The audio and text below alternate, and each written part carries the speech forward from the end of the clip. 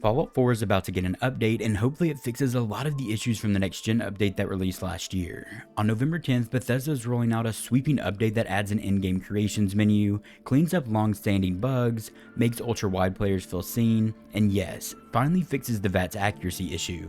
There is a catch though. Mods are going under the wrench from November 6th through 10th, which is already in effect, and the Creation Club is going dark during maintenance as well, and any mod that touches the main menu could implode when the patch arrives. If you're a tinkerer with 1,000 plugins stacked like a house of cards, consider this your friendly save early, save often moment. Let's walk through what's changing, what you need to do before launch day, and how all of this ties into the Anniversary Edition and its mountain of curated content. But before we get into it, if you enjoyed the video, be sure to leave a like and subscribe to the channel to stay up to date with all the latest Fallout news.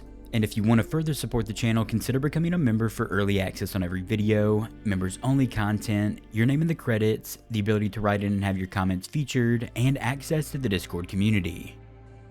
Think of this as a two-part rollout with a hard pivot in the middle. Right now from November 6th to November 10th, Fallout 4's official mod surfaces are in maintenance mode. You won't be able to upload or download through the in-game mods browser or Creation Club, while Bethesda retools the backend for creations or paid mods that are releasing this week. You will still be able to play the game and shuffle your existing load order of mods, but this is essentially a quiet period where the lights are dimmed so the electricians can rip out the old wiring.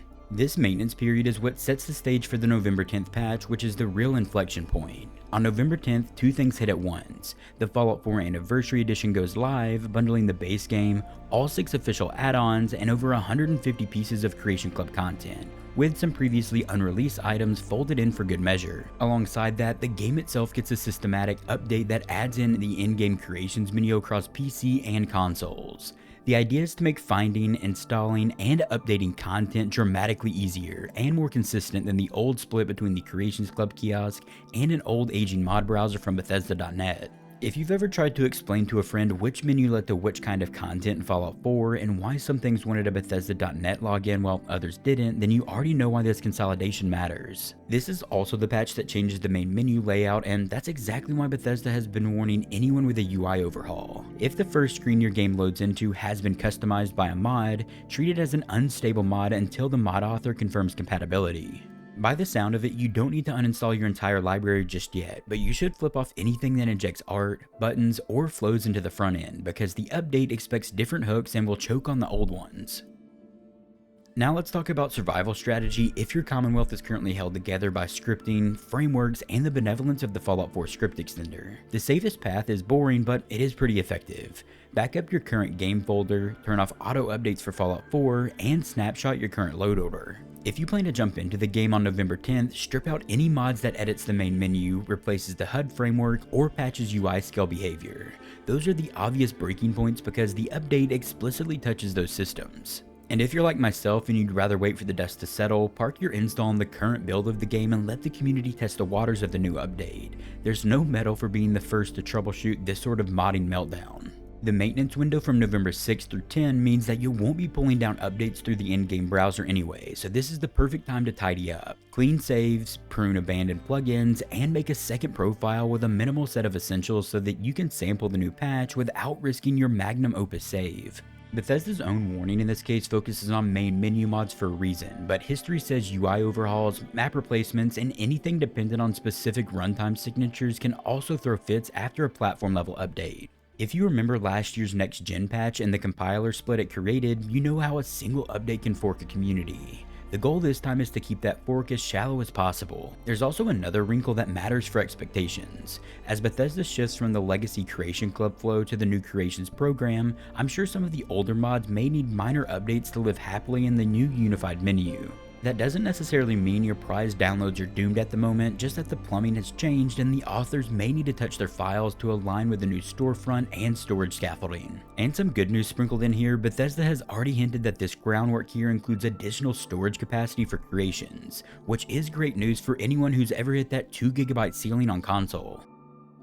The headline feature you'll probably notice immediately on November 10th is the Creations menu. This is more than just a reskin. It's a single in-game hub designed to showcase content from professional developers and passionate enthusiasts side by side, with clear discovery, clear installation states, and fewer trips to web portals. For players, that means a lower barrier to entry and a smoother on-ramp to curated add-ons, quest packs, weapons, power armor paints, and full-on expansions like those from Kingath Creations created for Skyrim and Starfield. And for creators, it means their work sits in a more visible, more stable slot in the user journey instead of feeling bolted onto the side of the main game. And one of the reasons this matters now is timing. Fallout 4 just hit its 10-year milestone, and the Anniversary Edition is deliberately bundling a greatest hits collection of more than 150 creations, some of which have never been released before. And from the creation side, Bethesda has already teased several flavors of what's coming from the creators, from a slice of the Mojave experience that nods towards New Vegas nostalgia to an escape room style scenario, and even an uncanny mind's eye take on your spouse voiced by the original actors. And this could also hint at how Bethesda sees creations functioning going forward, not as a novelty shop but as an extension of the game's storytelling and systems. It can also be seen as a smart platform strategy. Fallout 4 is headed to Nintendo Switch 2 in 2026 for its first ever mainline Nintendo release,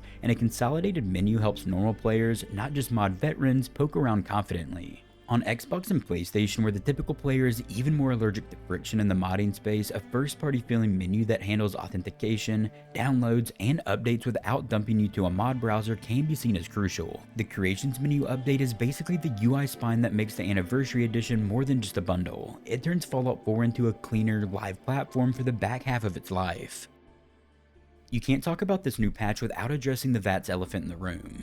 For a while now, players have shared clips of high percentage shots, whiffing, and streaks that felt statistically cursed, shrugged, and muttered something about RNG. Bethesda's early patch notes quietly confirmed what those clips were implying. VATS accuracy has been inconsistent across all platforms, occasionally dropping to 0, displaying incorrect values, or aiming at targets through walls that you can't actually hit.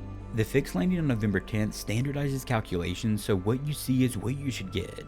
The change also shuts down the long-standing loophole where you could tag enemies through walls without the penetrator perk, mostly on Xbox. In other words, fewer phantom misses, fewer cheese angles, more honest percentages. Performance is also getting attention in a less flashy but equally important way in Fallout 4. And creations or mods that edit NPC visuals have been a source of hitches and stutters for some players. The update specifically calls out improvements when those kinds of add-ons are in play here. And stability also sees a couple of targeted wins too.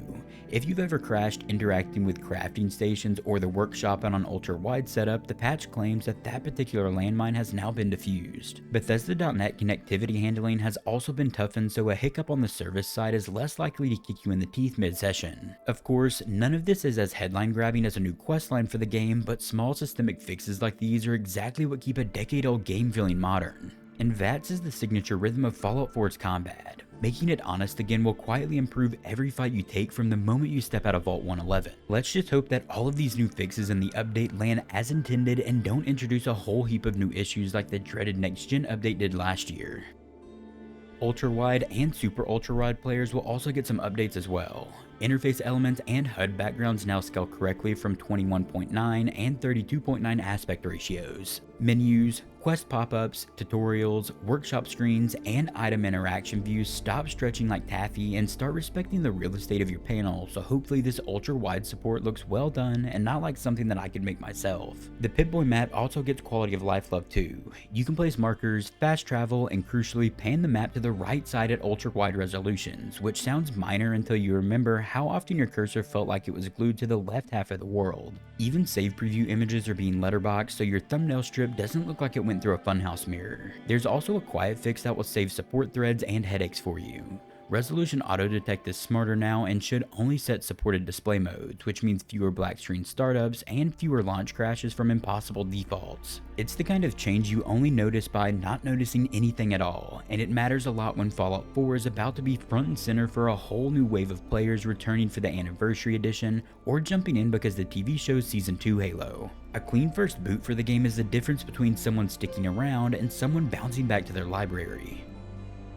Zoom out for a second and look at how the pieces fit. The Anniversary Edition is more than a birthday cake, it's hopefully a relaunch moment for Fallout 4. On November 10th, Xbox Series XS, Xbox One, PlayStation 5, PlayStation 4, Steam, and PC storefronts will all point to the same package. The base game, 6 DLCs, Far Harbor, Automatron, Nuke World, and the 3 workshop packs, and a vault of 150 plus creations including items you haven't seen before. And if you already own Fallout 4 or the Game of the Year edition, Bethesda has already said there will be upgrade paths to bring your copy into parity with the Anniversary Edition's content lineup. That means you won't be stranded if you're a returning player, you'll be able to fill in gaps without rebuying the entire thing. The Switch 2 version in 2026 is also a statement on longevity. It's the first time a mainline Fallout game has walked onto a Nintendo platform, and it suggests Bethesda plans to keep this ecosystem alive for years with creations as the fuel. On top of that, Fallout 76's Ohio expansion and the TV show's December return will keep Fallout in the zeitgeist.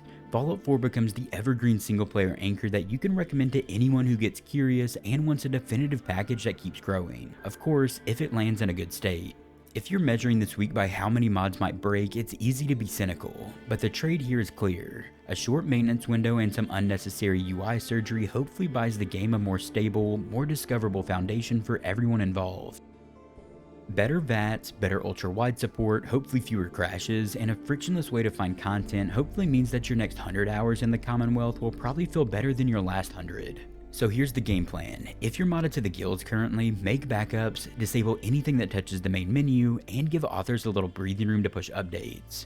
And if you're a lapsed player of Fallout 4, or you've been waiting for an easy on-ramp, hopefully November 10th is your green light, if this new edition and update are in a good state at release, of course. The Anniversary Edition drops, the creation menu lands, and a suite of fixes hopefully smooths out a 10-year-old classic without sanding off its personality.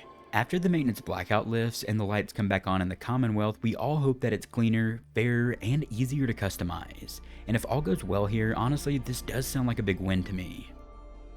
If you enjoyed the video, be sure to leave a like and subscribe to the channel to stay up to date with all the latest Fallout news. And if you're looking for something else to watch, click one of the videos you're seeing on screen right now. I will see you there. Also, a huge thank you to all the amazing channel members.